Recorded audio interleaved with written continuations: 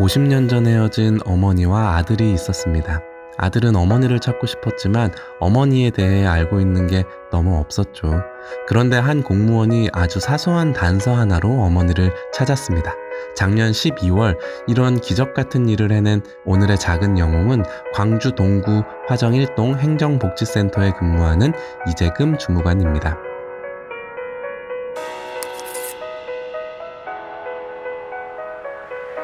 작년 12월 이재금 주무관님은 인터넷 커뮤니티에서 생후 7개월 때쯤 헤어지게 된 어머니를 찾고 싶습니다 라는 글을 봤습니다. 50세 중년 남성의 간절함이 담겨있는 글이었죠.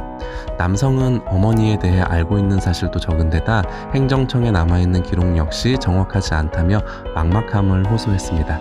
이 글을 본 이재금 주무관님은 어떻게든 도움을 주고 싶다는 마음에 댓글을 달았습니다.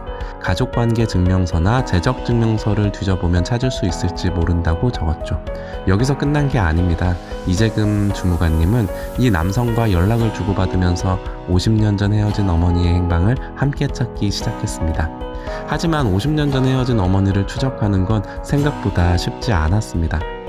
이재금 주무관님은 포기하지 않고 여러 차례 남자와 대화를 나누던 중 남자가 아참하고 어렴풋한 기억 한 조각을 떠올렸습니다. 초등학교 2학년 때쯤 경기도 포천에 살던 어머니를 잠깐 만났었는데 당시 어머니의 재혼자녀 이름이 자신의 초등학교 동창 이름과 같았다는 거죠. 어렵게 찾아낸 한 줄기 희망에 이재금 주무관님은 자신의 권한이 허용되는 한도 내에서 이름과 등록 기준지 등을 조회했고 기적처럼 남자의 어머니를 찾을 수 있었습니다. 결국 남자는 올 1월 16일 어머니와 감격스러운 재회를 할 수 있었죠. 저는 따뜻한 마음은 분명 전파된다고 믿습니다. 작은 영웅들의 이야기를 유튜브로 계속 소개하는 것도 이런 따뜻한 마음이 많이 알려져야 우리 사회의 온도도 올라갈 거라 믿기 때문이죠. 이런 저의 믿음은 이번 사연에서도 드러났습니다.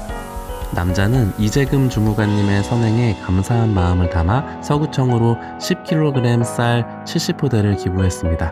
다가오는 설 명절을 맞아 생활 형편이 어려운 주민들에게 전달해달라면서 말이죠. 누군가의 선행이 다시 선행으로 보답된 훈훈한 결말이었습니다.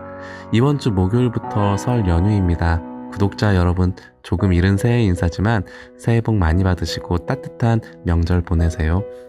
요즘 뉴스를 보면 세상은 점점 더 각박해지는 것 같지만 우리 주변엔 아직 따뜻한 사람들이 있습니다. 구독하고 알람 설정 해주시면 힘들고 지칠 때 아직 살만한 세상을 만들어가는 작은 영웅들의 이야기를 들려드릴게요. 오늘도 영상 봐주셔서 감사합니다.